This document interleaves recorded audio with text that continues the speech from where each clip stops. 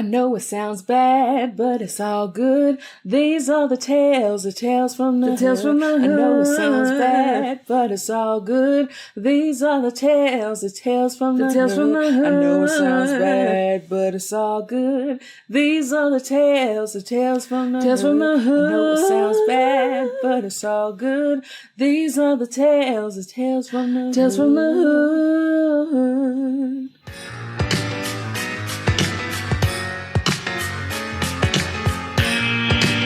Hello, Home Slices, and welcome back to Sup Media Reviews. Season 2 is here, and we're kicking things up a notch. We're diving into music, TV, and movies from over 20 years ago, plus we're kicking off a brand new YouTube series that's going to bring even more fun your way. This season is full of fresh reviews, special guests, and plenty of laughs. Ready to jump in? Let's get into this week's episode.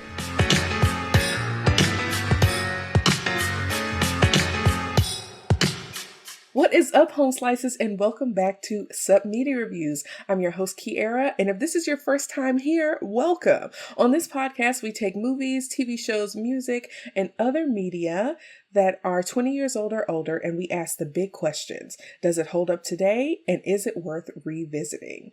It's Black History Month, and I'm doing a special series spotlighting Black-created and Black-centered media. Last week, I reviewed The Gospel from 2005, featuring Boris Kodjoe as a first-time watcher. So it was also my very first video podcast episode. So if you're joining us on YouTube, you can actually see me, which is still pretty new to the Sup Media Reviews platform.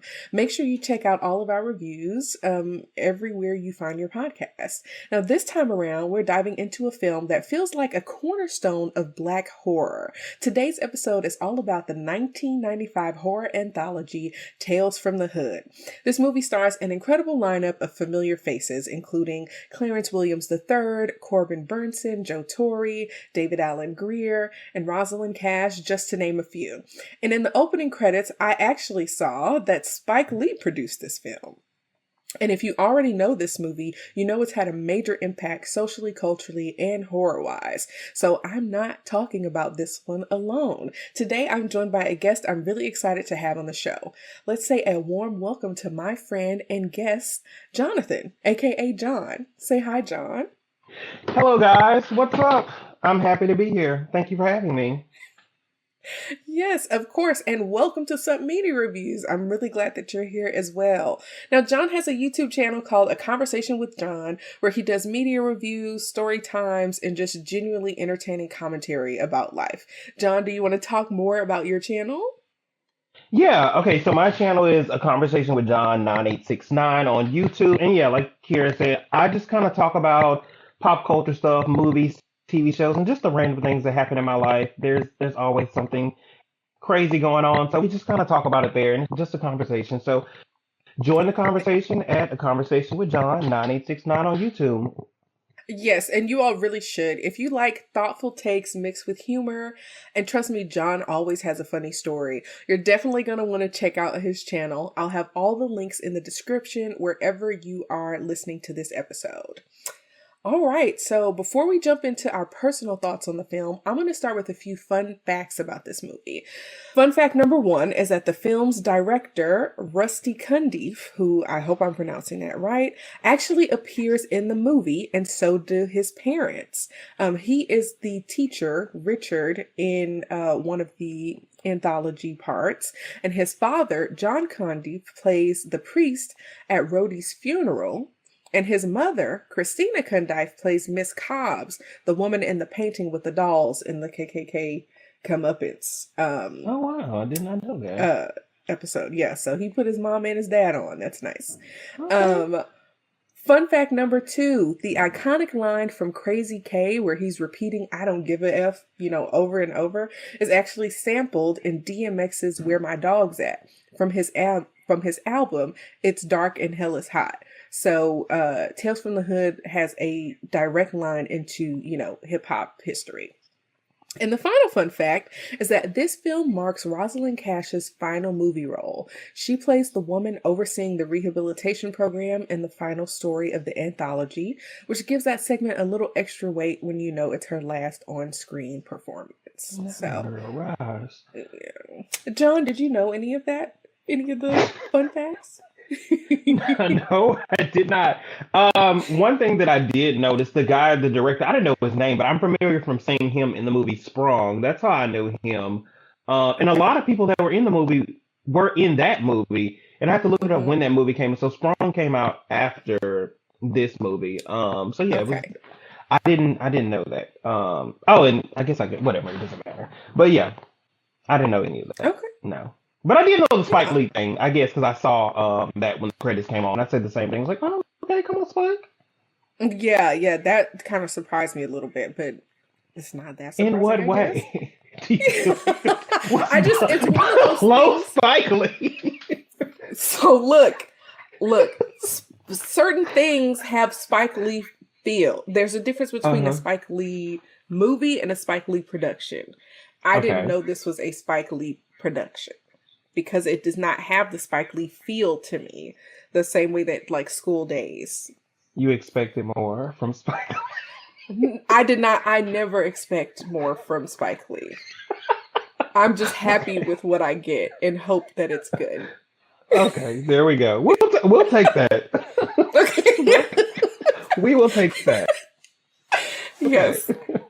Okay, so now if you're listening to this episode and thinking that you need to revisit this movie, or maybe you've never even seen it before, as of the recording of this episode, Tales from the Hood is available for rent. You can find it on platforms like YouTube and Amazon Prime, usually for just under $4. So it's cheap. Support Black media. Okay, let's get into our personal connections and the cultural significance before we break down the movie itself. So, John, I'll start with you. What's your personal connection to this film, and what do you think makes this movie culturally significant? I think for me, my connection is I remember this movie. I don't remember how I saw this movie, but for me in my mind, seeing this movie was around the time when I was like 8, 9, or 10. That era. For me, mostly I remember watching like Tales from the Crypt. So that whole Okay. thing, and because I don't remember when I saw this movie, but it kind of in my mind relates to that time frame, the late '90s.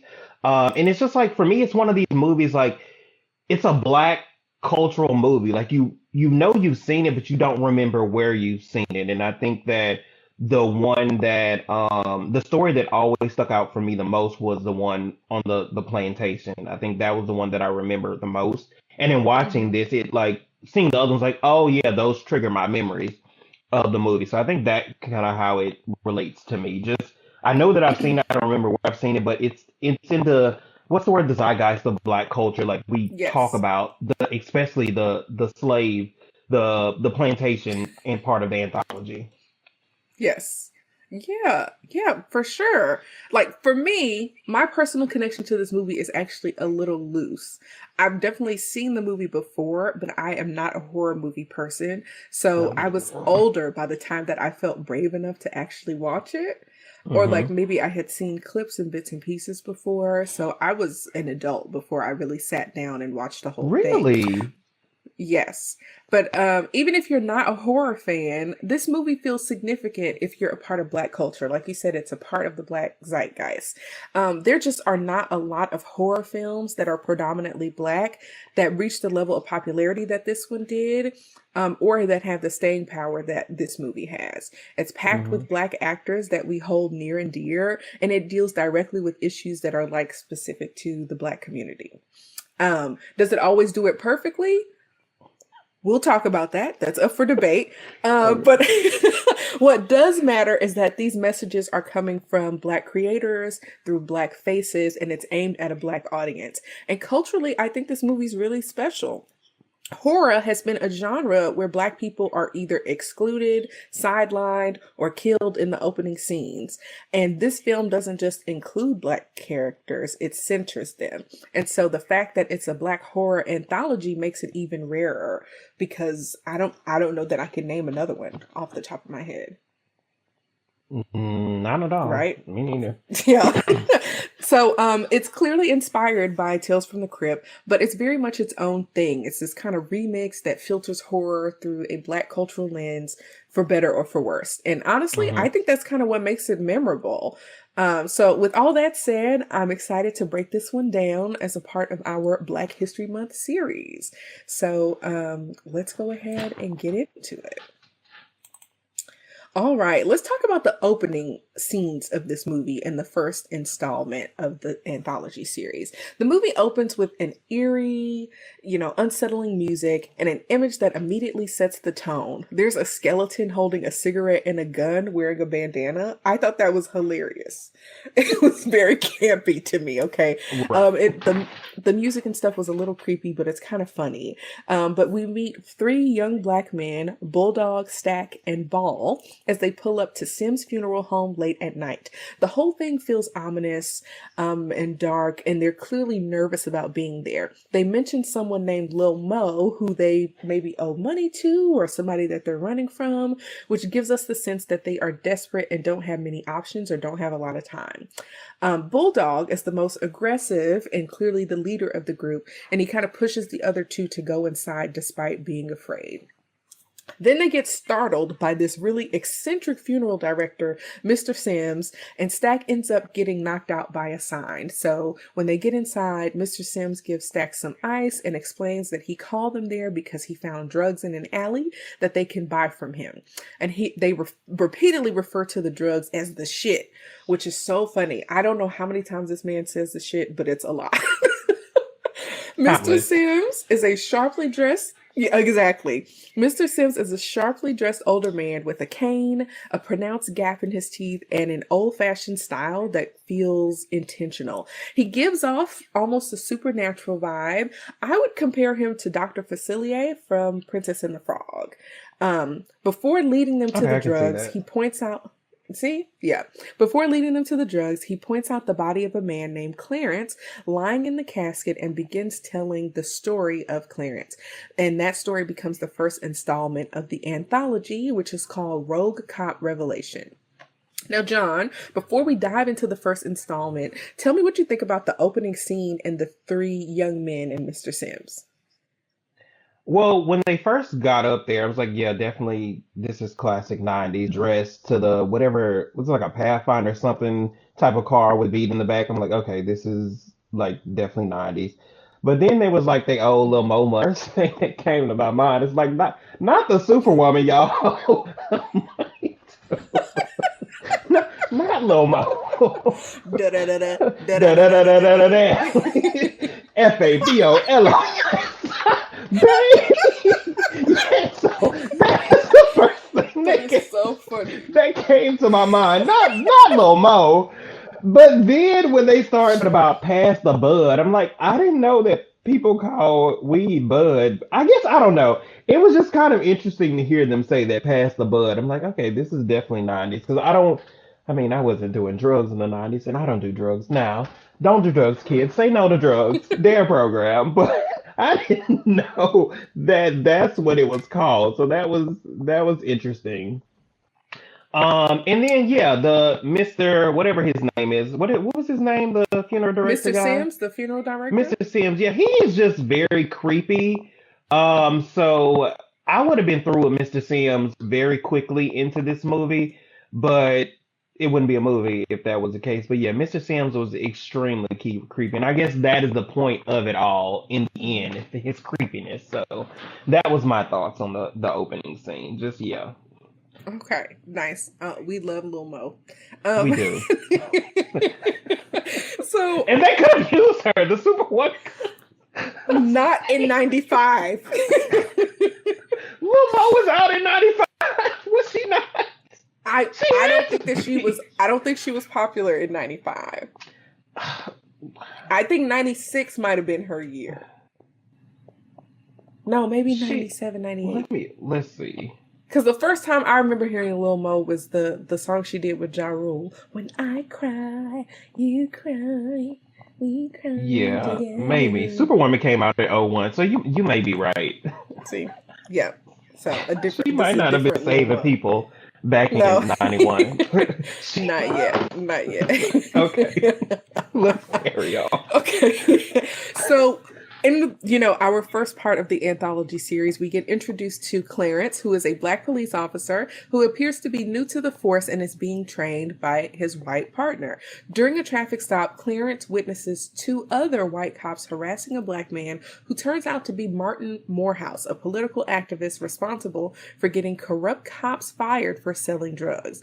The officers escalate the situation by breaking one of Martin's brake lights and brutally beating him while Strange Fruit by Billie Holiday plays in the background. Clarence is sent away to run the license plate, which keeps him from witnessing the full beating. But when he does run it, he realizes the significance of who Martin is. His name referencing Martin Luther King and Morehouse College, and that he is flagged as a political agitator. Now, Clarence confronts the other officers, realizing that Martin needs medical help, but the two cops claim that they'll take him to the hospital. Instead, they take Martin to a pier, drug him, plant drugs in his car, and roll the vehicle into the water, killing him and destroying his reputation. A year later, Clarence is no longer a police officer. He's clearly spiraling. His home is in disarray, he's drinking heavily, he's haunted by guilt, and he begins hearing voices and seeing images of Martin telling him, "Bring them to me." And we see this vision of Martin crucified near a mural of him in an alley. On the anniversary of Martin's death, Clarence lures the three crooked cops to a cemetery under the guise of paying respects. And the officers mock him, belittle him, and make it clear that they plan to kill him at this cemetery. Now, one officer, Officer Strom, repeatedly uses racist language, urinates on Martin's grave, and pressures another officer, Billy, to do the same. And that's when Martin's revenge begins. Billy is violently pulled into the grave by Martin's reanimated body and replaced in the coffin. Martin, who is now Martin the Mummy, I guess, chases the remaining officers. Despite moving slowly, he always catches up like Michael Myers. It's kind of funny. Now, one officer is decapitated through the roof of a police car, which is like, how do you even do that? Another attempts to kill Martin by shooting at the car, causing it to explode in a moment that does not make logical sense, but is still very fun. And the final confrontation happens in the alley near the mural. Martin uses telekinesis to pin the last officer to the mural using dirty needles, crucifying him and trapping him permanently in the artwork. Clarence confronts Martin, hoping that this was enough, but Martin chokes Clarence, punishing him for his silence and inaction. The segment ends with Clarence institutionalized for the murders of the three officers. This is his penance. John, what do you think of this installment of the series? So when I first saw Clarence, I thought that was Flex Alexander. It took me a second to realize, that's Flex Alexander. And I was like, oh, there's so many people that got their first start in this movie. I was like, wait a minute, that's not him. But that was my initial thought. And then it's like, oh, also, I think that in the day and time that we live in now, like, I think that this is one of the things that were prevalent, because it's just like this stuff still happens today. You have dirty cops, and it just makes you wonder, like, the black cops that are on the force, like, how do y'all rectify your blackness in conjunction to being an officer and seeing this type of stuff happening? If it would be great if this type of stuff didn't still happen, but it still happens every day. The George Floyd of it all, the Philando Castile of it all, the Sandra Bland of it all, the ice of it all. So it's just like this stuff is still happening, and it's very sad, and very troubling. But then it's also like when they told him when he first encountered them, and which one of the officers said, they told him, "We'll take care of it." What did I wrote it down? Yeah, they told Clarence, like, we'll take care of it. And it's just like, how y'all gonna take care of this and y'all the ones that did it? Like, that doesn't make any sense. Y'all gonna take care of something that y'all actually did? But okay. Another thing, the mural of the Martin character, it was very Candyman reminiscent, like very creepy of it all. It was just like, even when Clarence first passed it the first time, but before, I guess when he was going crazy and the Martin guy was like, you need to go get them for me, it was still very creepy. It wasn't a very like peaceful kind of mural. It was very creepy. And then another thing, it was just like the bottle in his chest at the end. It's like I wonder what did that represent. It was like a green bottle, and it's just like A I don't bubbling know. liquid. And I was like, how Right. did they get there? And what does it mean? We don't get an explanation.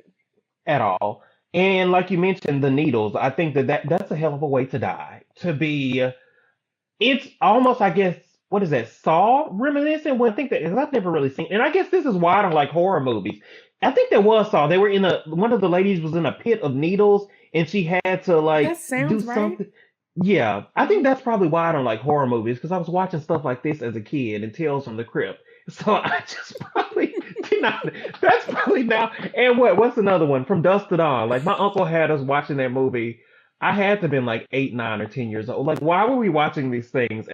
I watching these things at such a young age. I guess that's probably why when I got older, I just didn't watch horror movies for the longest amount of time.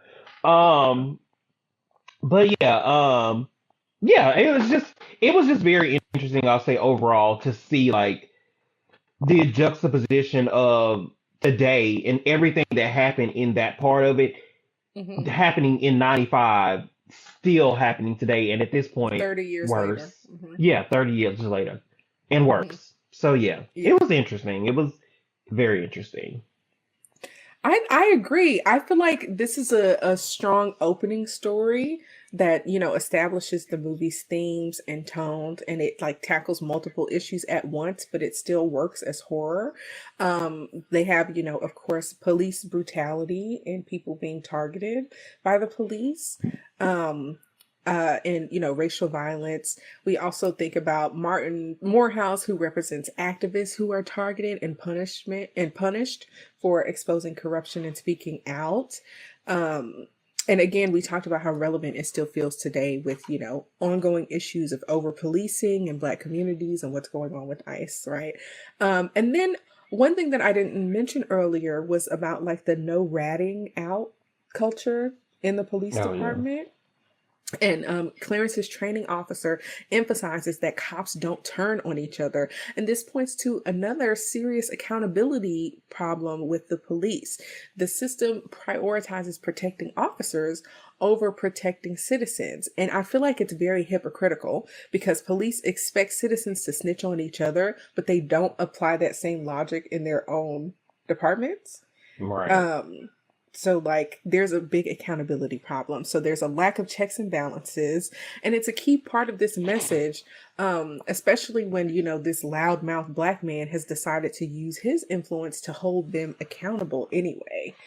Um, and unfortunately, Clarence does not do the right thing. And so Clarence is a Black officer. He recognizes Martin. He knows something is wrong, but instead of reporting what happened, he ends up quitting the force and, spiraling into alcoholism. And while he Hmm. isn't directly responsible for Martin's death, his silence makes him complicit and his guilt eats away at him. And so that's another thing about making sure that you speak up when you see injustice, as another theme. And so this is about moral accountability. And this story is saying that silence in the face of injustice is still wrongdoing.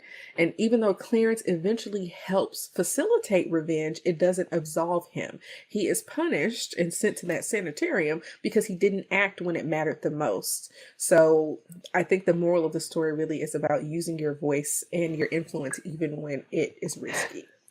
I'm so childish. In the words of JoJo, too late. Where's JoJo? Too little, too little, too late. That is hilarious. That's what Martin said when he was choking that man in the alley. A day late and the dollar short. Okay. Right. Now, the other thing I want to point out is something that we see actually multiple times kind of in this story is like justice versus reality. In real Hmm. life, justice for police violence usually does not happen. And this segment offers a kind of fantasy catharsis Hmm. situation, like seeing the officers face consequences, even though they are fantastical and like unreal. It Right. does kind of feel emotionally satisfying. It's not really about Hmm. glorifying the violence part, but imagining that accountability could actually be real. And it's kind of sad that justice can feel like a fantasy for people who are, victims of institutionalized, you know, racism and injustice. Um, so I think that this installment blends fantasy and horror to help process real world trauma, and it gives the audience something that they rarely see: consequences for those who use their power to oppress others. And I think this is why this particular segment is so memorable. I do want to add that Clarence is played by an actor named Anthony Griffith. I thought he was so handsome. He looks totally different now, but I was Oh, like, this I this can man is imagine. cute. But yeah, I was a little distracted. And also Martin is played by Tom Wright, and you might know him as the cop in the first Barbershop movie. He's been in a lot of stuff, but that's the thing that I remember. No, no disrespect to you, Tom, but no, no, sir. Sorry to this man, but He's been in a lot of stuff, but it's one of those things where it's like someone has been everywhere, and you still have a hard time naming something that they're in that oh, like people would know. Bokeem Woodbine. People say that about him a lot. Yes, there's a lot of people like Yeah, that. you know their Yes. face, but you don't. Yeah. Exactly. So Okay. yeah. All right. John, unless you have anything else, we can move on to the second part. Oh no, no, that's it. Okay, cool. All right, let's move on to the next part of this movie. Now, after that first story wraps up, we return to Sim's funeral home with Mr. Sims and the three young men, Bulldog, Stack, and Ball. Ball seems entertained by the story, and Bulldog feels like the cops got what they deserve. But Stack, on the other hand, is more skeptical and thinks the story sounds too fantastical to be true. Now, as they continue moving through the funeral home, they come across another body. Now, we don't see it yet, but we're told enough to know it's something horrific happened to this body. Mr. Sims begins telling the story connected to this body, which leads us to the second installment of the anthology entitled Boys Do Get Bruised. Now, this story centers on a young Okay, boy can I named stop you Walter. for like 2 seconds? Sure, go ahead. Because for me, if I was in this movie again, I would have had enough. We've already heard one story about somebody dead. Now we're coming up on somebody else in this funeral. Like, sir, can you give us our drugs so we can leave? And I wrote down, he was like, one of them said, can we just get our shit and go? Of course, they keep saying shit. He was like, oh no, you're gonna want to hear this one, sir. No, no, I don't want to hear this one. Give us our shit and leave. I don't want to keep hearing about these damn people. And then when we find out, the audience sees what they're seeing, it's just like, you could have saved this story. Give us our shit and let us go. But those are my thoughts on that part. That's Like, hilarious. it's not. I mean, I guess the boys are kind of at his mercy. They still want the drugs. And I mean, if they got to wait to hear a story to get this stash, then I guess they're kind of willing to. They do eventually lose their patience, but I totally understand you being like, okay, that was a nice story. My Where are the patience with drugs? them. But Yeah. I guess it's also older people of the thing. You know, old people like to talk. So I guess Oh, it's that's that true. part They of love it. telling They stories. probably Yeah. had a little bit of respect of him being their elder and kind of listen to him talk a bit more, because old people can kind of carry on when I guess nobody. Yeah, he was creepy and he worked in a funeral home, so a lot of people probably wasn't stopping by just to talk to him. So I guess that was part of it. But at the same time, Mr. Sam's wrap this up. Give us our shit so we can go. Carry on. Okay. Okay, so we meet, we're in the next, installment. The story centers on a young boy named Walter, played by Brandon Hammond, who you might recognize as Ahmad from Soul Food. That's The what I said. story opens up. Ahmad. Big Mama, your arm. The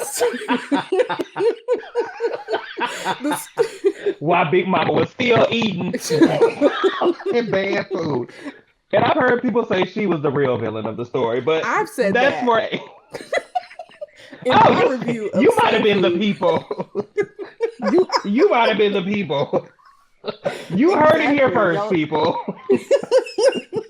Check out that review of Soul Food, y'all. Big Mama is Not a good person. So, anyways, the story opens at night in Walter's bedroom. He's alone, he's frightened, and convinced that there is a monster trying to get into his room. We don't see the monster, but we hear growling, we see his doorknob turning, and we can feel the tension.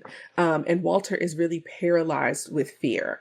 I'll tell you, this was actually freaky to me. Watching this part of the story. The next day at school, we learn that Walter is a new student and is being bullied by a boy named Tyrone.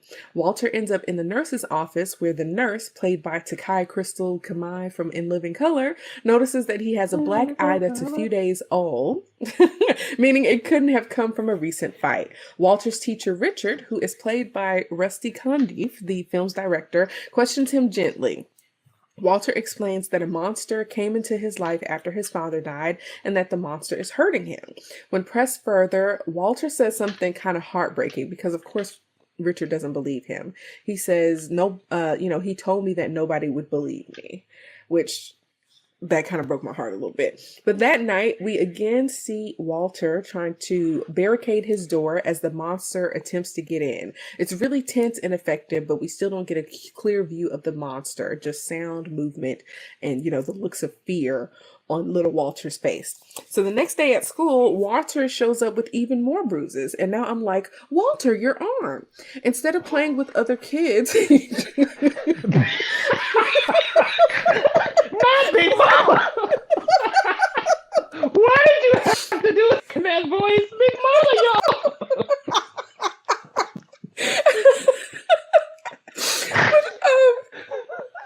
Oh, geez. Yeah, but he has more bruises.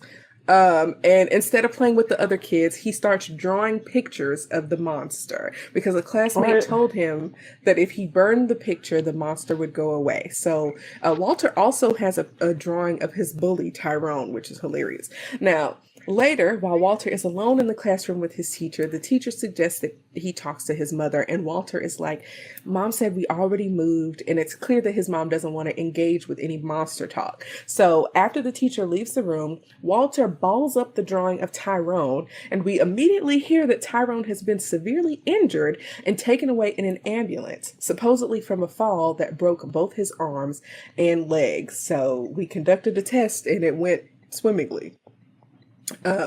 That night, Richard visits Walter's home. Walter's mom, Miss Johnson, is played by Paula J. Parker. She answers the door. She's in a robe. She's flirty. She's charming, and she's very dismissive of Walter's bruises, calling him clumsy. When Richard mentions the monster, she becomes irritated and basically, yells at Walter and shuts him down.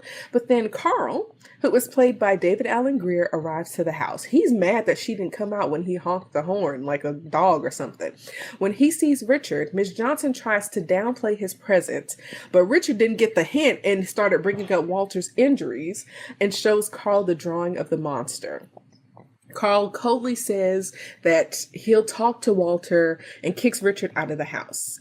Then Carl is revealed to be the monster. He has a tattoo on his arm that literally says monster, which is where the drawings come from. And Carl goes upstairs to beat Walter for telling his teacher and drawing the picture. Miss Johnson tries to intervene and is beaten herself, first with fists and then a belt. Richard can actually see what's happening through Walter's bedroom window and re-enters the house. When Carl chases Walter down into the kitchen, he starts violently attacking everyone. Richard tries to fight Carl, but Carl easily overpowers him, which kind of subverts this idea that abusers back down when confronted by another man. Anybody could get it with Carl. Now, when Carl is about to strike Miss Johnson with the cast iron skillet, Walter grabs the drawing and begins folding it. And as the paper folds, Carl's body bends and twists in real time. The effects are exaggerated and kind of goofy, but still effective. Miss Johnson steps on the paper, injuring Carl further, and Richard hands the drawing to Walter, who burns it on the stove. Carl burns to death, y'all, and they watch it. And then we briefly see his twisted, charred body bent and blackened in the casket in the funeral home. John, what did you think about this installment, and how effective was the monster metaphor? Okay, so after because I don't remember his name. Ahmad, we're gonna call him Ahmad, because in black culture, Walter. that's who he's always go. Walter, That's thank you, true. Walter. Why didn't the teacher call CPS after he came to school with them bruises I on his own the thank you. second time? His eye first, now his arm. We need to talk about the abuse that's going on in Mm-hmm. this home because no. Okay, so secondly, Mm-hmm. why did he go to these people's house so late? Like it was pitch black outside. Like why was he at her house that late? And then okay, fine, she came to the door half dressed, looking like she just got out the shower. But ma'am, you know your husband is abusive, boyfriend, Mm-hmm. whatever. Why are you still flirting with this man? You should be afraid that something is gonna happen to you. Like why are you flirting with this man and you already know that if your husband finds out, it's gonna be problems for you. And then the Not bird pooped Victor on his Landon. shoulder. Huh?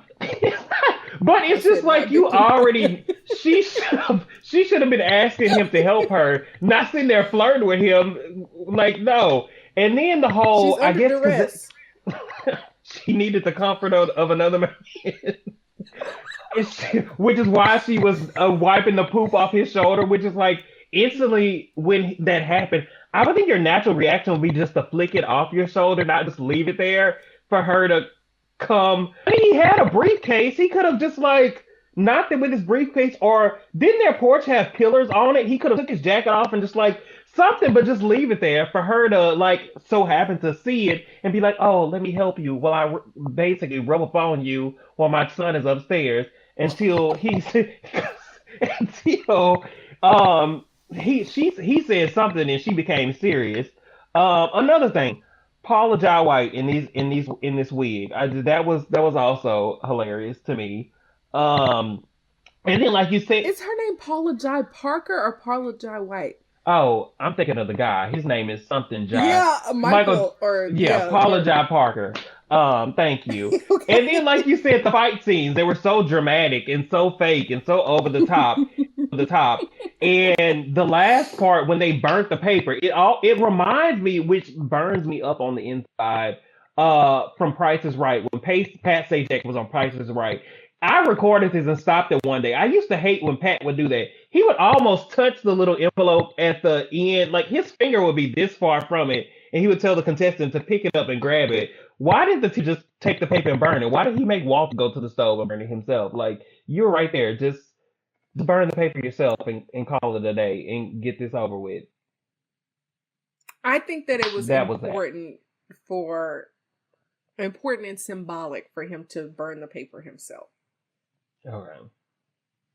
And no, what was the effect of the monster? I think it was the last question you asked me. Effective because Hmm. it let us slowly know like once we saw the tattoo like oh he is the monster because when David Al Greer came in it was the demanding of the why didn't you open the door, so we already from that you can tell like okay the dynamic between him and her and this whole situation, and then she put on the little shaver because it's just like oh this man is coming home and we progressively got to see how crazy he is. And then when we finally saw the monster tattoo, it's like, oh, he is a monster.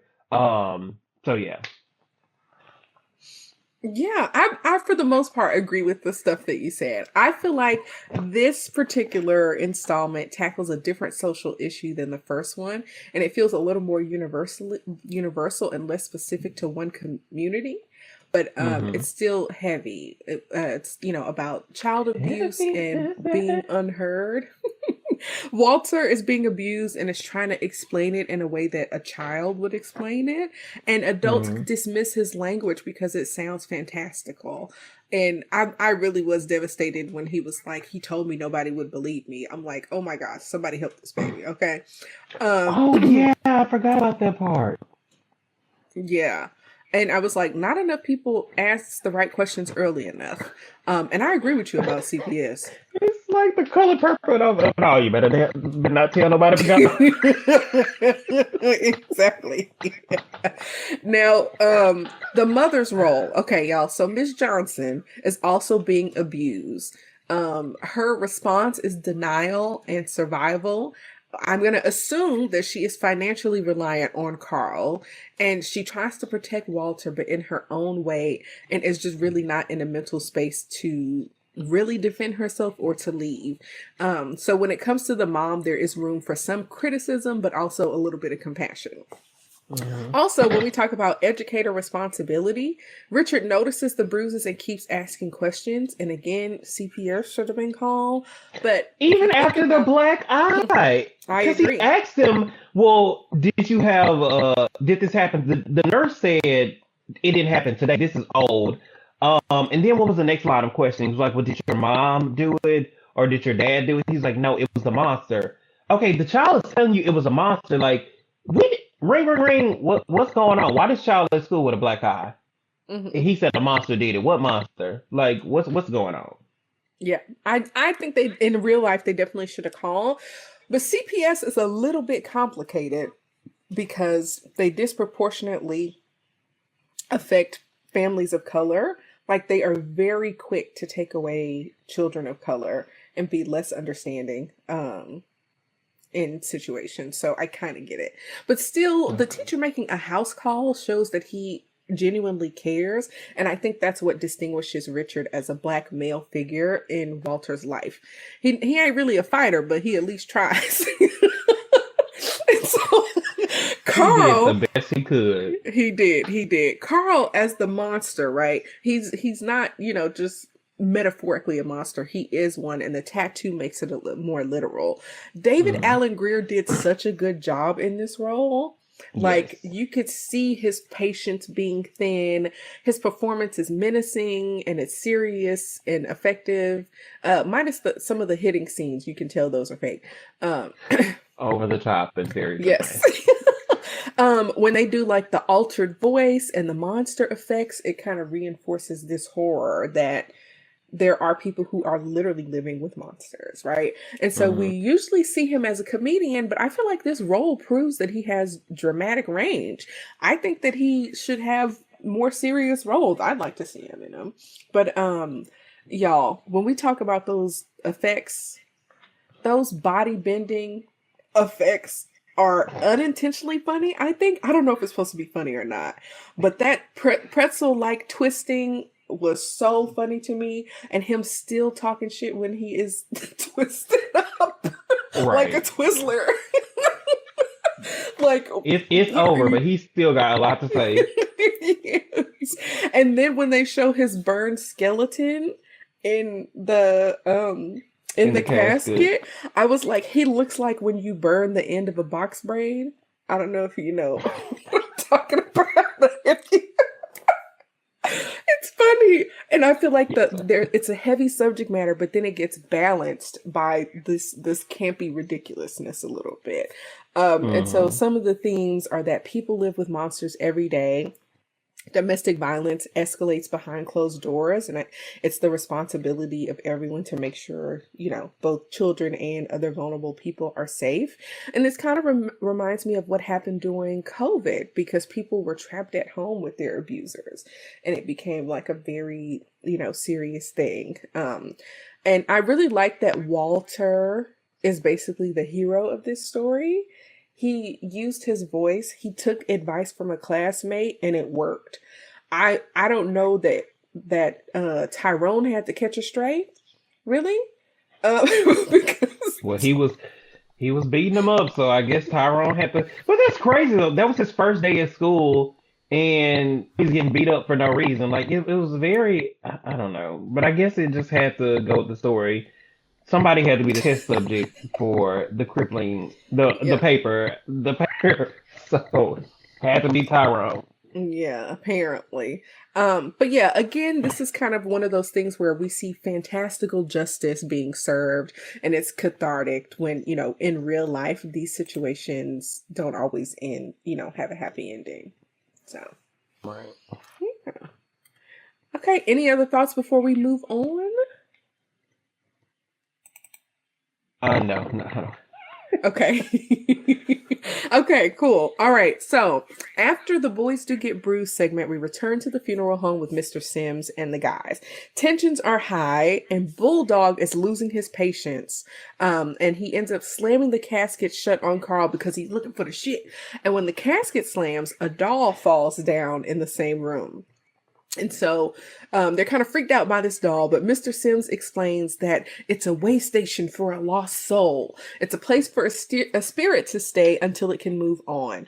He says he found the doll in a house in the South, which leads us to our third story, which is titled KKK Comeuppance. And for me, this is the most memorable of the installments. I We think are yes. Yes. For Black Okay. culture, it's the most memorable.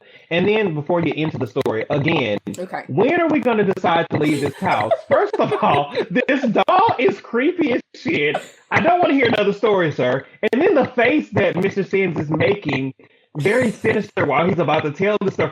Cut this story! Where is our shit so we can go? I don't want to hear this damn story, sir. Cut it! Yes. I agree. I agree. They should have left by Carry on. now, but he knows how to keep you lingering. It's almost like a salesman. A salesman can get you to stay around a little longer. Almost like, he's selling the timeshare or something, which I guess he Oh, kind of those is. people are the worst. But Yeah, they they're good at it. see. I'm So very good at housekeeping. thank you. So we get introduced to Duke Metger, a racist political candidate whose name is an amalgamation of two real white supremacist leaders. Now, the story opens with Duke reading a rejection letter, either for himself or his son. I actually had to pause it and read this letter, but they get turned down for a scholarship. We hear a campaign commercial that he and his team have created. Duke is openly racist, anti-affirmative action, and believes people of color are taking opportunities away from qualified white people. Ironically, Duke's campaign slash PR manager, Rhodey, is a black man. Duke is played by Corbin Burnson, who you might remember as Sean's dad from Psych. I don't know if you ever watched Psych. Never watched like. Okay. And Rhodey is played by Roger, I'm not going to pronounce his middle name correctly, Gwenvere Smith. Now, outside of Duke's home, protesters, both black Okay, can and we pause Jewish. seconds Yes, to let's do talk it. about that commercial? And then the roadie guy. The only thing Okay. I ever remember seeing him in was Eve's Bayou, but that's that. Yes. Because I wrote this down, it was very interesting with that commercial, and I feel like a lot of this same the MAGA of it all is going on right Mm-hmm. now. In the commercial, he said affirmative action, quotas, reparations all mean one thing: another qualified individual won't get a job. Or education simply because he's not the right color. And then he says that Duke says he's an original American.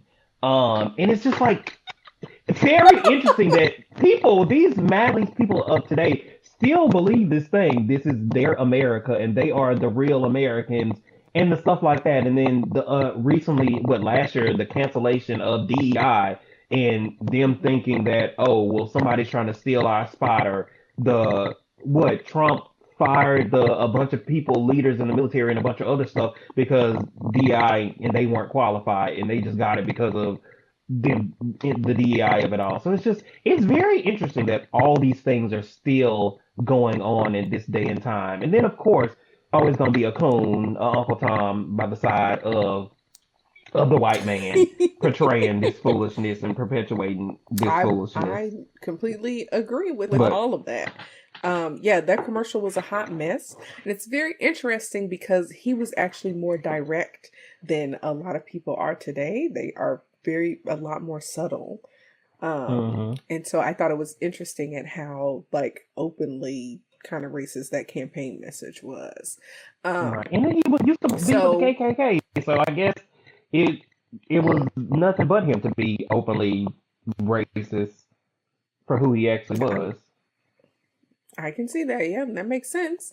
Now, outside of Duke's home, there are protesters, both black and Jewish, who are gathered, and the protest is getting media coverage. Duke responds by calling them a minstrel show and saying that they are lazy and jobless and on welfare and making a series of nasty remarks. Now, we learn that Duke has purchased a historic plantation home as I guess part of his campaign image and or his headquarters essentially. The councilman who is talking to the media explains that the house once belonged to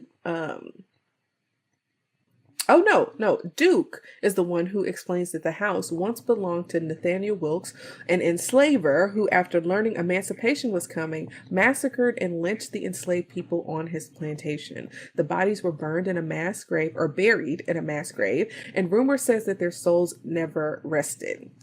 There's an old man who comes along named Eli who reassures the protesters that the lost souls will deal with Duke.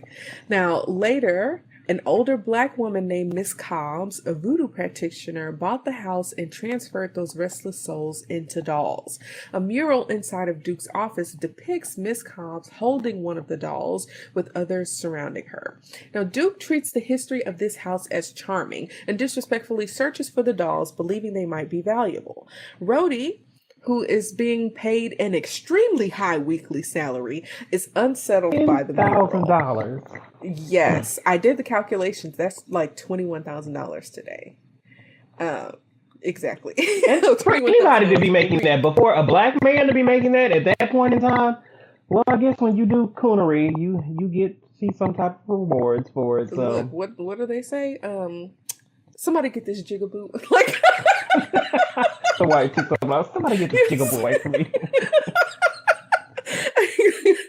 Exactly. But yeah. So, again, Rhodey, who is highly paid, is unsettled by the mural. During a media training session, Rhodey jokingly role plays Duke and makes a racist comment before falling down the stairs backwards. A doll is briefly seen at the top of those stairs, and Rhodey ends up passing away from the fall. At Rhodey's funeral, Duke uses the media training techniques that Rhodey taught him, and the older man, Eli, warns Duke again about the dolls. A doll later appears in Duke's limo, but Duke throws it out of the window. Now, back at home, Duke reviews the tape of Rhodey's fall and realizes that the doll was present. When he looks at the mural again, one doll on Miss Cobbs's lap is missing. We see the doll returning to the house, a disturbing POV for whatever reason. I particularly don't like it. But Duke's psychological torment begins. The dolls attack Duke, or that doll attacks Duke's, disappears and reappears. Duke hears tiny footsteps throughout the house and he starts lashing out violently, repeatedly using racial slurs, shooting one doll, and attempting to destroy the mural, which begins to bleed. More dolls disappear from the mural, and eventually dozens, maybe like even 100 dolls surround him. Miss Cobbs emerges from the mural to watch as the dolls overwhelm and kill Duke. They're biting him, but I don't know if they're eating him. I don't know. But yeah, he gets attacked and that's the end of that. John, what are your thoughts on this one, this installment? Well, first of all, the audacity of Duke. If this was me, and it would have never been me, but if this was me and I moved into a house that I knew the lore and the story of this voodoo priestess or whatever, I would have took the mural down, painted over it. It was just creepy. And then I guess it's the whiteness of it all. He said it adds a southern charm to the place. But again, you knew the story about the voodoo priestess in the house. Like, I would never live there, let alone go there. Well, I guess I can't say that because it reminded me of the fact we did go to the Myrtles. We stayed at the Myrtles. So I guess I can't say that. But I wouldn't have bought the house to live there. Like, it would have never been a thing. And the fact that more and more of those dolls came out of that picture, like, sir, it's time to pack it up and leave. You already saw the first doll that you had to shoot. Now there's the second time was like 2 or 3 of them were out. Like, sir, nothing in your mind said, okay, let me pack this up, because yeah, it's the audacity of it all. He rather fight the entitlement and lack of survival instincts. That part. He rather fight to keep something that wasn't his to begin with. Which is, I guess that's the entitlement and the whiteness of it all. And then in the end, when all of them were standing there looking at him, and he's laying on the ground on his shoulder almost, he didn't even try to get up and run. He just kind of laid there. I guess he said, I surrender all. After the rest of that song. He had to. No, he could have got up and ran. No. Because even I would have that got up one and doll was ran. outsmarting him. There's no way that he could have ran from like 100.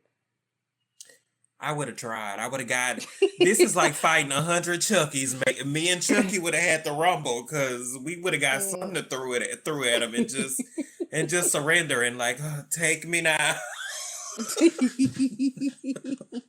No, and then Yeah. the grandma just sitting there in the end, just rocking in her rocking chair, like gotcha.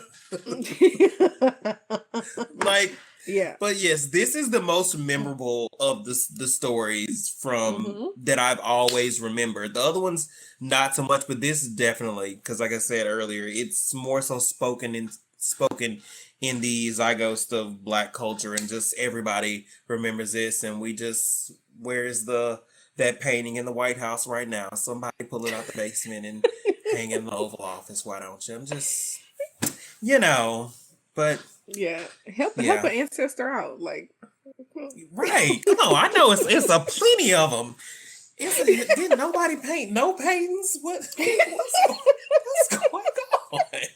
There's got painting in the basement somewhere. But okay. probably. What were your Probably. thoughts on the movie?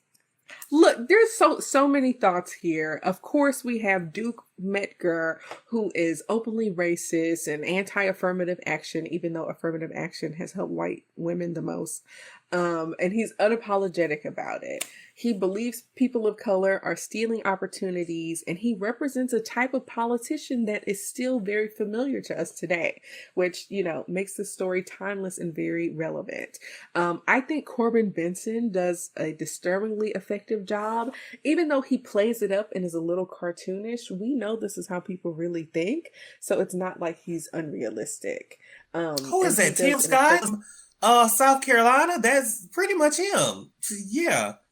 I think that's his name. I think that's his name. Yeah, Tim Scott from South Carolina, one of them Carolinas he's from. Yeah, he's a senator or something, but that's him all day, every day, shucking Yeah. and jiving and grinning up there with Trump. Jeez, y'all. Look, so he's really good at portraying micro and macro aggressions and overt racism. And then we got to talk about Rhodey, of course, and you mentioned him before. He's the PR, manager. He's a Black man. He's being paid over the equivalent of over $20,000 a week in today's money. And his character raises questions about survival, compromise, and working within racist systems, and ultimately recognizing that will not save you. Okay.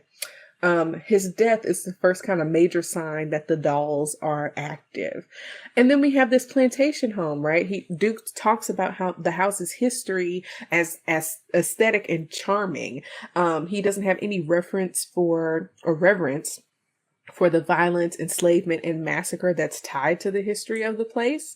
And I feel like this connects to something that's not as big an issue, but we kind of saw it last year where that plantation home burned down, and there was discussions about how people have turned plantation homes into wedding venues and places to have celebrations. And it's like, a lot of them will do historical tours, but they won't tell the whole story about how awful, human trafficking and, slavery were. And it's erasure and sanitation of slavery's horror for profit. So I think that's another element here, that we can pull through. And I thought it was so funny how people were celebrating the plantation burning. I feel like they were like, the roof is on fire. There were so many. We as Black people are the most unserious people at times. But I guess it's also a coping mechanism. We've got to make jokes about stuff to get through. You got to laugh to keep from crying. Yes, being Black in America is a very difficult thing. So like you said, we got to laugh in order not to cry, because this stuff will make you want to cry sometimes. Yes, emotions for sure. make you cry sometimes. Yes. For sure. And then we have Miss Cobbs, in the dolls. She's this Black elder figure and protector. And it's very interesting because a lot of times when we think of voodoo and voodoo dolls, it has been, what's the word that I'm looking for? people have viewed it as bad instead of like a practice or a part of a religious practice. It's like negative because it comes from people of color. And here we see an elder using voodoo as a means to contain these lost souls until they're able to be set free, which is a positive spin. And because these dolls are vessels for souls that were denied freedom and rest. And I'm like, how do they become liberated from the dolls? I don't know how that happens. When will their souls be able to move on? We don't address that, but that's just something by killing the white man. You think they were set free? We didn't see that. I don't know. Because what happens next? I mean, they all get sucked back into the painting for the exactly. So I'm saying, what is the thing that actually is them gonna help their souls move on? Like, it's really is like a limo for them.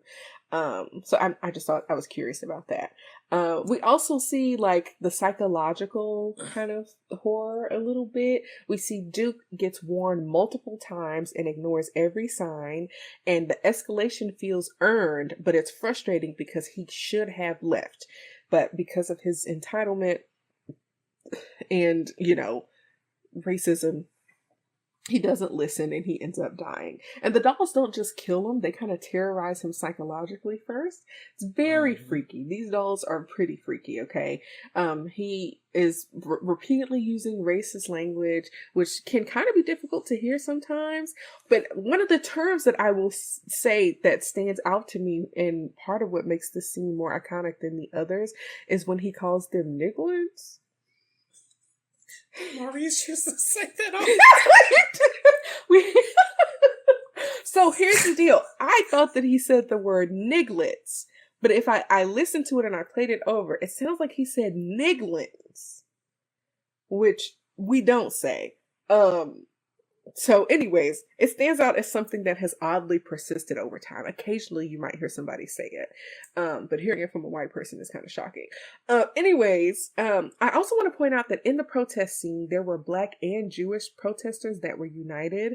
And I think that's a good message about coalition building and suggesting that injustice against one group affects many and people just need to pull together in these types of situations. And even though the protests aren't what in Duke, they matter symbolically. And then social relevance, of course, parallels to modern political rhetoric and policy goals, fear-based campaigning that's rooted in racism, and continued disenfranchisement disguised as merit arguments. So we see all of those things today. Let's talk about the effects, John. The doll animation is dated. Like, yes.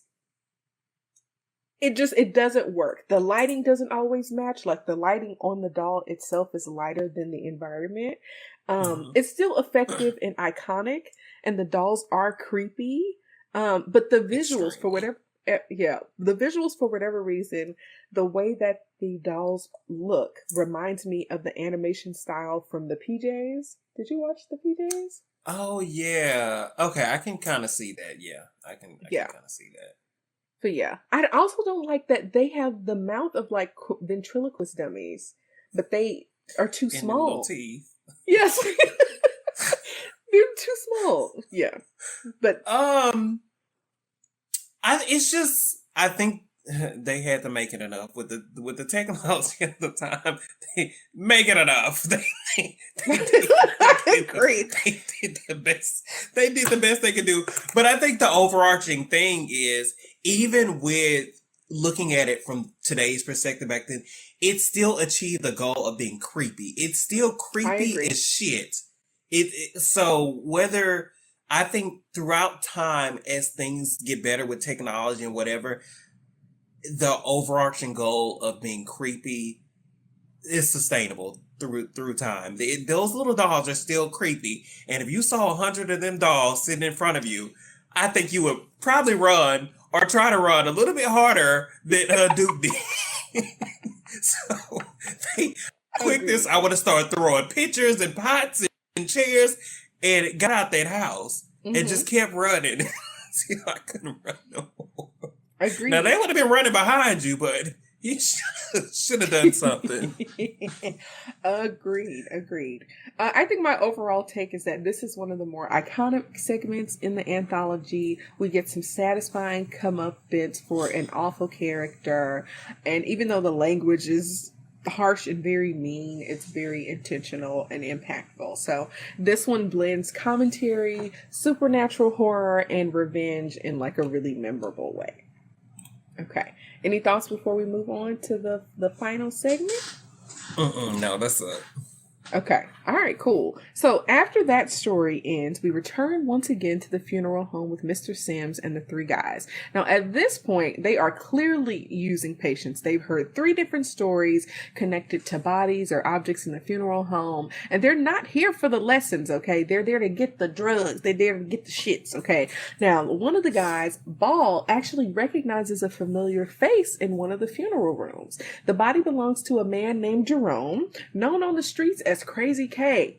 He is played by Lamont Bentley, the actor who played Hakeem on Moesha, so we gonna call him Hakeem. Now, the story the story opens with Hakeem driving around blasting music when he spots Lil Deke. He approaches him for some reason and shoots him in front of a house. Now, three shadowy figures emerge from the house and shoot Hakeem in return. Just as they're about to finish him off, police magically surround the house, and the three attackers flee and are killed by police while Hakeem survives. 4 years later, Hakeem is serving life without parole and is kept in solitary confinement due to his violent behavior. He's approached by Dr. Cushing, who runs a behavioral modification program. She tells him that if he completes the program successfully, he'll be released. And he was like, well, let's do it. Hakeem is transferred to this very strange science-like facility while he is shackled and nearly naked. I think this imagery is supposed to echo enslavement and, dehumanization. He is also placed in a stacked cage system, which strongly resembles people being packed together and probably alludes to transatlantic slave trade. But in the cage next to him, his cage mate, is a white supremacist leader covered in racist tattoos. The man openly talks about his plans to eliminate black people while sparing those who would turn against their own and serve as slaves. He even invites Hakeem to join him. Hakeem punches him, but the encounter clearly leaves an impression. Dr. Cushing reveals that placing Hakeem next to that white supremacist was intentional. He warned that failure means returning to solitary confinement for life if he doesn't, make it through this program. Now, Hakeem is then strapped into a brutal rehabilitation device. This is a torture table, y'all. His head is shaved. Those sideburns were crazy. He gets tubes and wires and all this stuff attached to him. They place a ball gag in his mouth, which I have an awful gag reflex. I think I would throw up. I don't think I can do that. And they place this torture viewfinder over his face and force him to watch disturbing imagery. And in the background, we hear Oculus before the Oculus. Yes. Oh my goodness. So the song Born to Die by Spice One plays in the background as, the viewfinder plays for him a video that draws parallels between white supremacist violence and gang culture. The second phase places Hakeem in a sensory deprivation tank filled with flashing lights. If you are epileptic, do not watch this movie because there were no 5 warnings minutes of flashing lights. Exactly. They didn't care about you all back in the 90s. So, he's visited by the ghosts of people he's killed, including innocent victims and a little girl that was caught in a drive-by. He refuses to take responsibility for any of it, blaming his circumstances and insisting that he's only responsible for himself. Dr. Cushing challenges him, saying he has the power to break the cycle, but he rejects that idea completely, becomes aggressive, threatens the staff, and eventually the illusion drops. She says nobody's keeping you here, and he's not strapped into the chair anymore. And then everything goes away, and we return to the original scene where he is shot and bleeding out in the street. He's repeating that he doesn't give an F over and over and over again, and those three shadowy figures end up finishing him off and killing him. Now, back at the funeral home, we realize that Hakeem's body is in the casket, the whole time. And Mr. Sims states that some people just cannot be rehabilitated and are better off gone. And this pushes Bulldog over the edge. He pulls a gun on Sims, fearing that Sims will expose them, because we learn and can kind of easily assume that the three shadowy figures were the three young men who are in the funeral home now, and they murdered Hakeem. Now, Sims leads them to the basement at gunpoint to get the shit, where 3 coffins contain their own dead bodies. The illusion drops completely. Sims reveals himself as the devil and says, "Welcome to hell, motherfucker." And the 3 men, the 3 men are condemned to eternal torment. The movie ends with them writhing awfully in hell. So John, this is the end of the movie, final installment. What do you think about this and the twist? Oh, so many things. Okay. The first thing I said, well, not Hakeem killing somebody. Not Hakeem. And then the blood, the blood just was so horrible. So the fake blood was just, it looked like paint or something. It was just bad. So red. It was too red. It was too bad. It was very bad. Yeah. And then the jail scene when they had him in jail, it's like, he is so little. He looked like he was like 5'4", 5'5". I have to go look it up. The man is actually 5'8". But I guess because the people he was standing next to were so tall, it made him look like he was a little munchkin. The other thing that stuck out to me was, like you said, it was reminiscent of slavery, chattel slavery, when they put him in the little cage next to the white supremacist guy. And the thing that he says was, as he was explaining his tattoos, the few that kill their brethren will be spared and live their lives like slaves.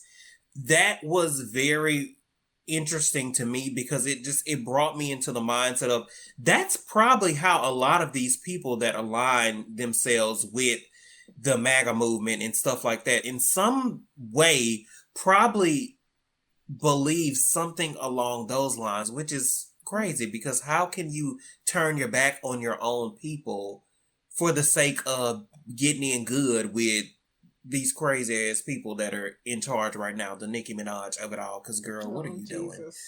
What are you doing? Anywho's, because that's a whole video in and of it. Nicki, what are you doing? Okay, but anywho's, and then the as they kept showing him, like, you're killing your own people, you're no better than the racists that were hanging black people in the days of lynching people, as they kept showing the imagery of men getting lynched and all these people just smiling and cackling while people are just standing there getting hung. And then it jumps to the juxtaposition of them gun violence and shooting people. And the thing that he said to the little girl, like, oh, just wrong place at the wrong time or something like that. Like, this is a child. Right. Exactly. And at the end, for him to just, what was he saying? Like, kill him, fuck him, or something like that. And then I don't give a fuck. And he just ends up dying. Chef kiss, karma at its best. At the very end, I guess the gap, I don't know if the gap was purposely put in the actor's mouth, or as he actually has a gap. Well, they cast the right person for this role, for the snake tongue of the devil to come. But yeah, that cartoon tongue. Are you kidding me? What in the Who Framed Roger Rabbit? It used his gap to the best of its ability. So, I mean, again, this is 95. They didn't have the best CGI, and they made it enough. They did the best they could, and it gives us something to laugh at now. It's funny. It's hilarious. It's hilarious. Right. The cartoon of it all. But I think in wrapping up the whole thing, it's always very interesting how stuff happens in these dreamlike states and the way that it shows up into the natural world. Him saying, fuck y'all. What did he say? Something. I don't give a fuck. ended up being his downfall of getting shot because he's telling the people that killed him, I don't give a fuck, kill me. And then, like you said earlier, like, how did these cop cars, a legion of them, show up so quickly? Just like in a split second, there's all these police officers there. Like, that was another thing. So it's just like, yeah, it was, it was, in seeing how this ended, it was like, oh wow, this is how this ended. These people are trapped in hell. I think that it did what it was supposed to do because it was something that you could have never seen coming. But I guess you should have known something was different about him because as they he kept leading them to the coffins. He would like, the light was here, the Pat Sajak of it all. Whoop, and the light would come on. Like, he didn't even touch it, and it would just magically come on. So yeah. And then them to see their bodies in the caskets, and it's just like, what's going on? And like you said, he said, welcome to hell. It was, yeah. What were your thoughts on it? Oh my gosh. I appreciate good full circle storytelling. Like, I appreciate the twist, and I like that the final segment ties directly back into framing the story. The reveal that the three men who killed Hakeem is effective. I feel like story-wise, it has a strong payoff, even if the message is complicated. And that's kind of the hang-up for me. Of the anthology series, this one is my least favorite. Even though it kind of wraps everything up with a bow. This one is probably for me the hardest to watch, I think. Hakeem as a character has no real redeeming qualities. He shows zero remorse or accountability. He barely reacts to killing a child and feels intentionally written to be unsympathetic. And this rehabilitation program raises a lot of questions. Was it real? Was it happening as he died? Was this something in his mind? Could he have survived if he accepted responsibility and changed his ways? Or was he already dead the entire time? Now, the white supremacist character that's probably one of the more disturbing parts of the film for me, because it introduces this idea that white supremacists benefit from Black people killing each other. And it's very unsettling for me. But here is my biggest hang-up. When we talk about gang violence versus white supremacy, this comparison feels like apples and oranges to me, and it's oversimplified. The end result, which is Black people dying, may overlap, but the systems do not. The torture device also is very scary. But anyways, white supremacy is systemic and it is protected by power, while gang violence lacks that structural power and protection. Gang members are hunted by, police and other white supremacist organizations. Whereas a white supremacist organization, because of their affiliation with whiteness, are protected from accountability. And to me, it just doesn't feel the same. I feel like there's some nuance missing, and it weakens the metaphor a little bit, especially because of the moral messaging. I think that this particular installment comes across as being kind of preachy, and it feels like we shift the message, the initial message about taking accountability and choosing your own path to damnation. So instead of coming away with the true message of Dr. Cushing's words that you can break the cycle, it's basically like, you deserve to go to hell. And it's like you lose the positive aspect of that message because they're all going to burn in hell. Well, do you think it was because he refused to make the choice to be different? Like you said, she said that you can change things, but because you refuse to change things, you inevitably cause your own demise and your own destruction because you are making the choice to continue in the same path, which inevitably kills you. Yeah, I mean, I agree that it works for the story. And I agree that it ties back into the beginning story with the three guys. And I think story-wise it works, but I feel like by having them all end up in hell anyway, and there virtually being no hope for them, that the tiny message about people being able to change, and be better and be different gets lost. And I understand that it's a horror movie and it's not always going to have a happy ending. I just feel like it's not nuanced. They didn't get the option to change. Yes. Okay. So I feel like it Because kind they of wanted their shit from Mr. Sims. Yeah, they just needed it so they could give it to Lil Mo and finally get out of the hood. You know? F-A-B-O. Baby, baby. Yes, because of the superpowers.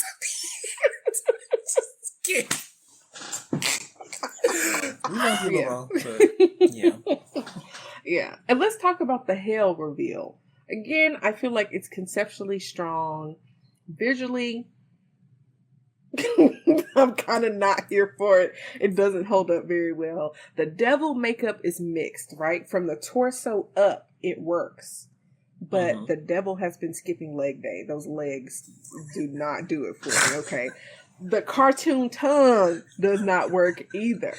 And it worked for the gap he had in his mouth, though. That's especially if that's really how his teeth are. That chef kiss to whoever decide, yeah, we gonna put this tongue in there because why not use your gap you already got? So. Apparently.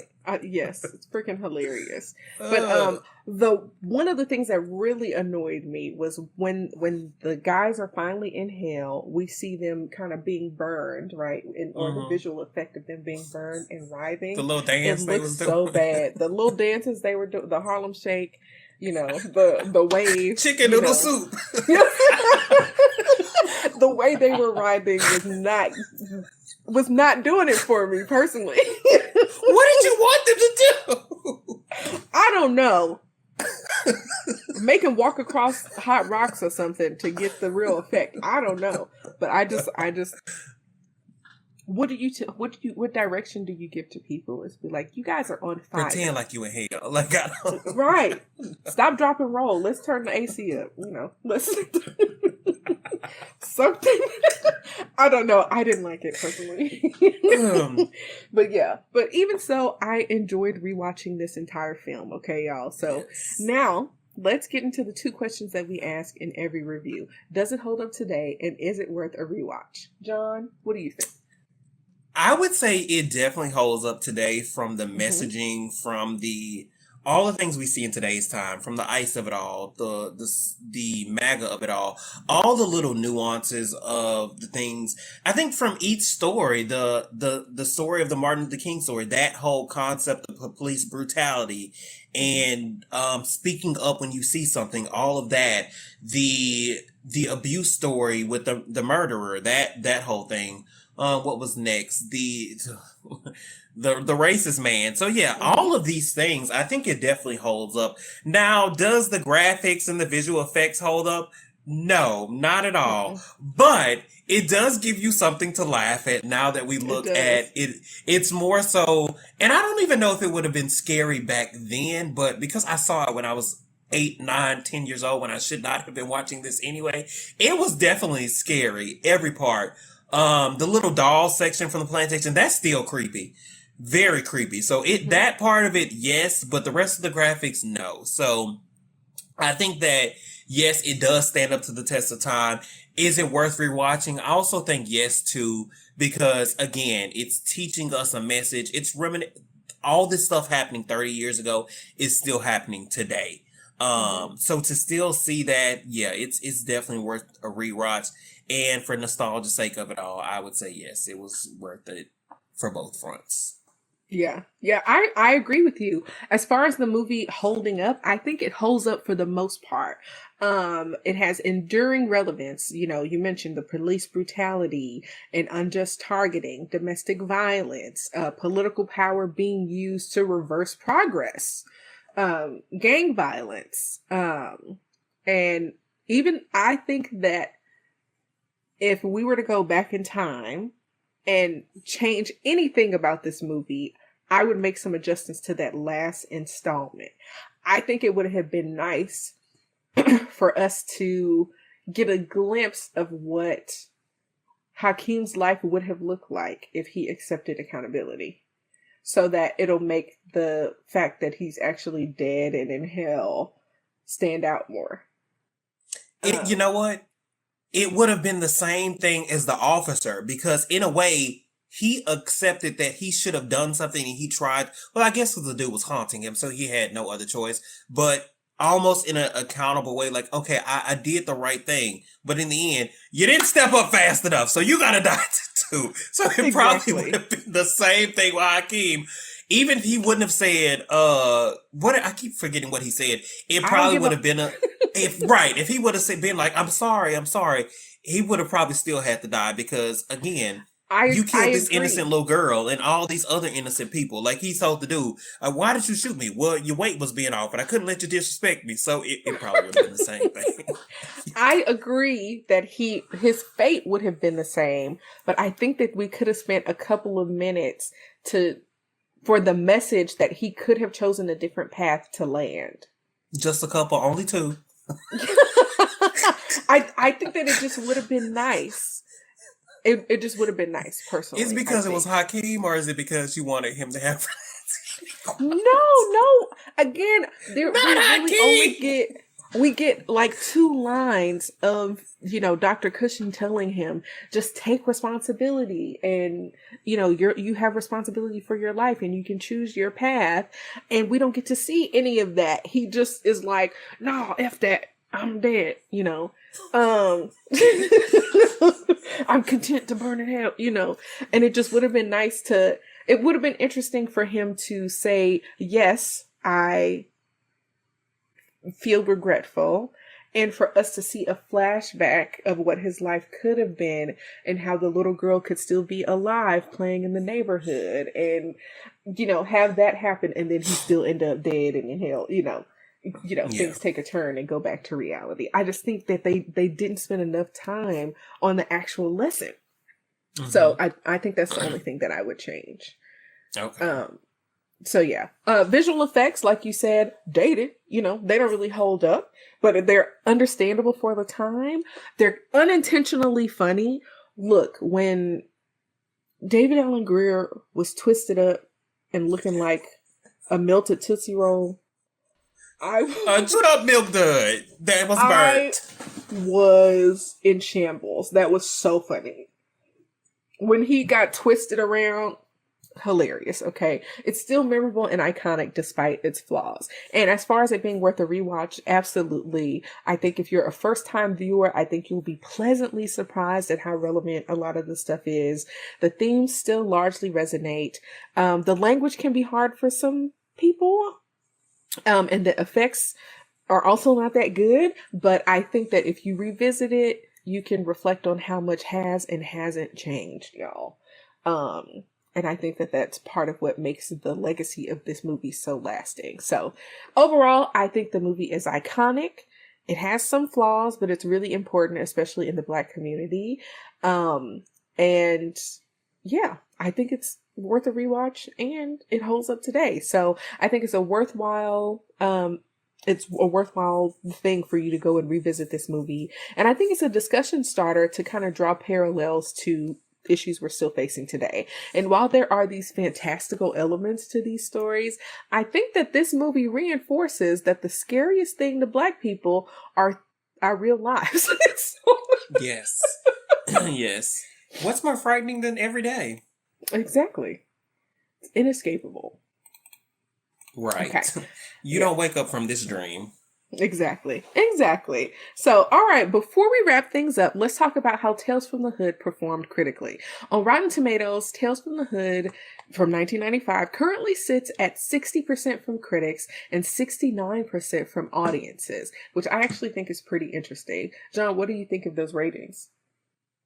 I mean, I guess I can see it. What is a 70? Like a C average. Yeah, I guess I can see it. I didn't expect, I don't know what I expected. I wouldn't expect it to be like a 80, 90 because it's not the best movie in the world.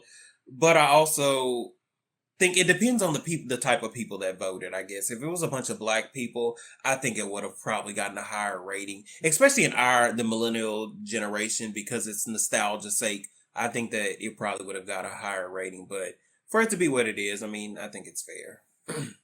Yeah. What would you rate it? I'm going to give it a little bit better. Like, we can give it maybe like a 75, Okay. a few more points. We'll say like a 75 because it's not a horrible movie, but it's not the best thing I've ever seen either. I think for a nostalgia's sake, we'll give it an 80. For a nostalgia's sake. For realistic perspective, we'll give it a 75.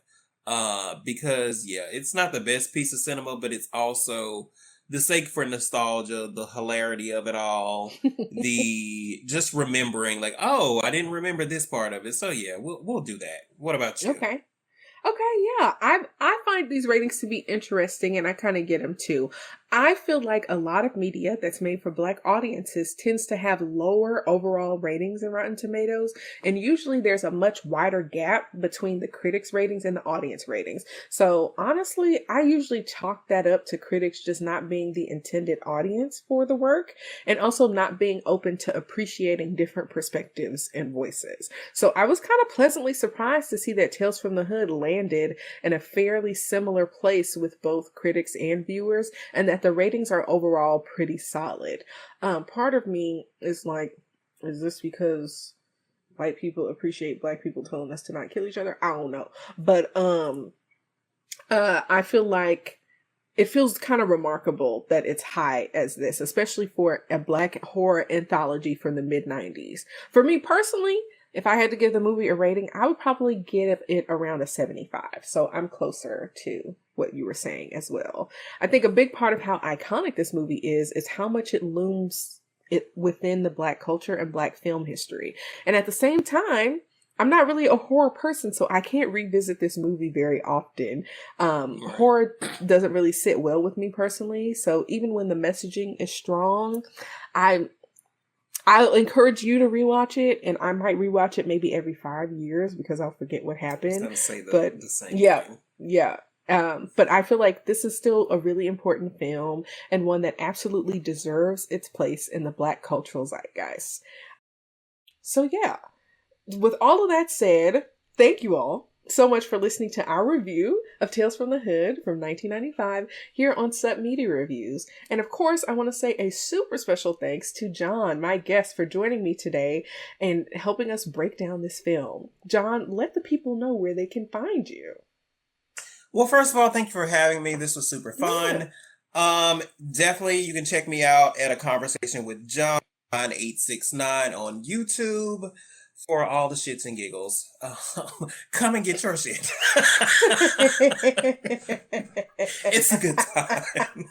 That's hilarious. Okay.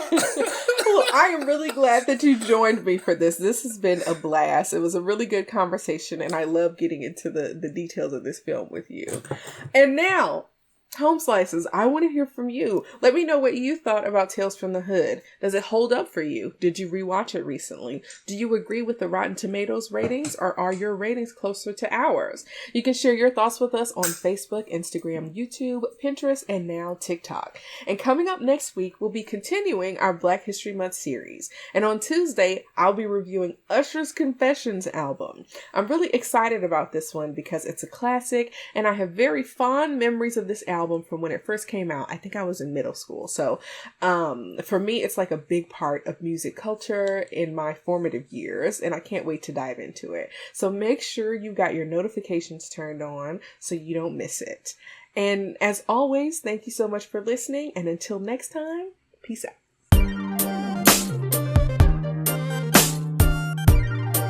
Thanks so much for tuning into this episode of Sub Media Reviews. New episodes drop just about every week, and our brand new YouTube series is coming your way. So make sure you follow us on YouTube, Instagram, Pinterest, and Facebook so you never miss a thing.